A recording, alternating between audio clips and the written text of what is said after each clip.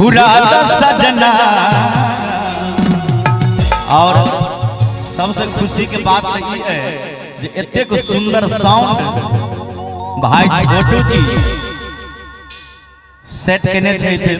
इनका हम सब कलाकार भाई छोटू जी के बहुत बहुत धन्यवाद दै छियनि। बहुत बहुत धन्यवाद छोटू साउंड सर्विस बहेरी अपने सब श्रोता के हार्दिक हार्दिक अभिनंदन।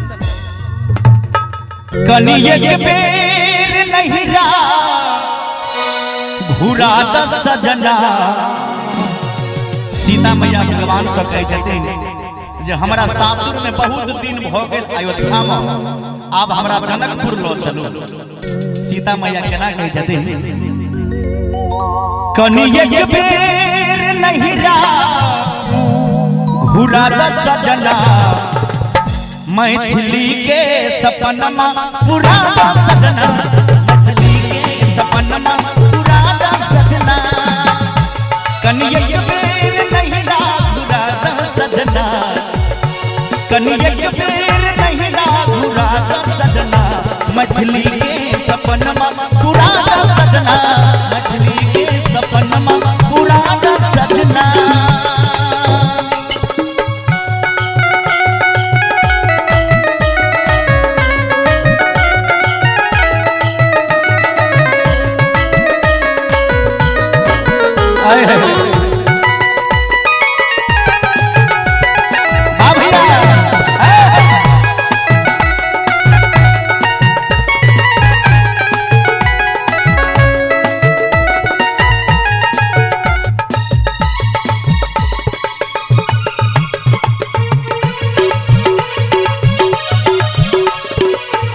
और सीता मैया के भगवान सब जे प्रभु हमारा मिथिला में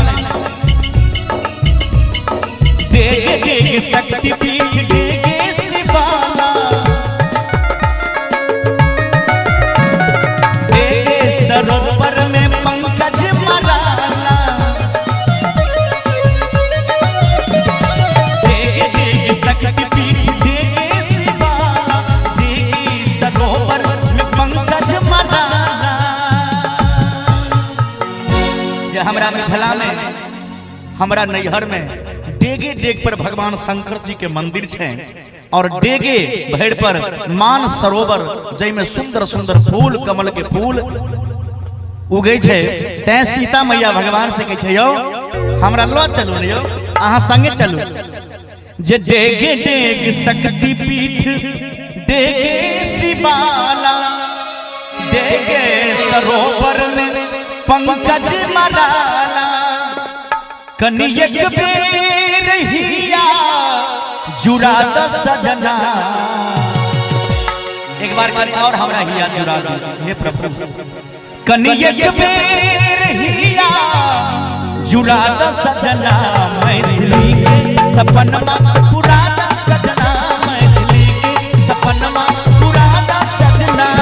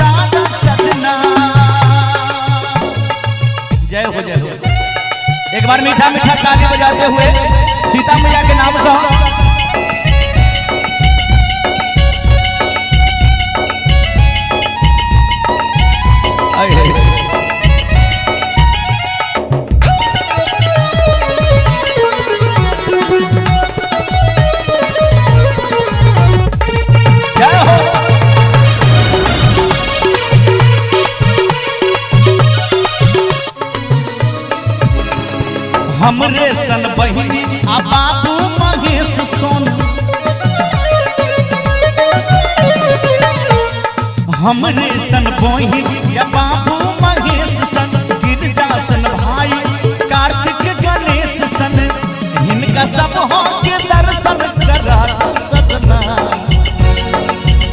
इनका सब हो के दर्शन करा सजना मैथिली के सपना पूरा सजना मैथिली के सपना पूरा सजना पूरा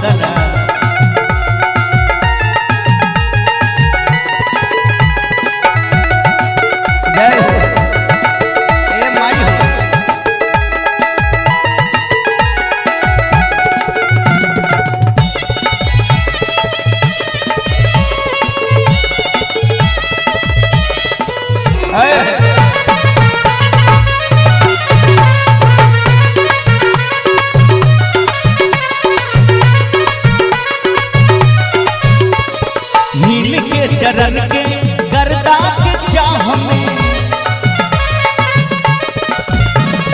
संचरित प्रीतक सागर या छाह में कनि शंभू के जिया जुड़ा सजना कनि शंभू के जिया जुड़ा सजना बोले मिथिला धाम की बोले मिथिला धाम की जयकारा में जान नहीं बुझा रहल छै जते खा पी के आयल छी एते पचा दियो नहीं तो पेट में गैस भर जाए बोले मिथिला धाम की अब आठ आना हे मैं बन गया मटकी दादी तोरे कहै छियो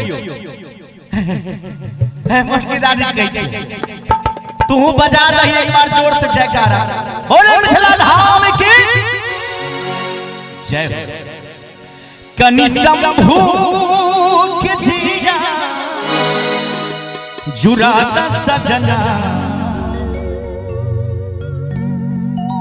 मैथिली के सपनमा पूरा सजना मैथिली के सपनमा पूरा सजना मैथिली के सपनमा पूरा सजना कनियक बेर नहीं रा पूरा सजना कनियक बेर नहीं रा पूरा सजना मैथिली के सपनमा पूरा सजना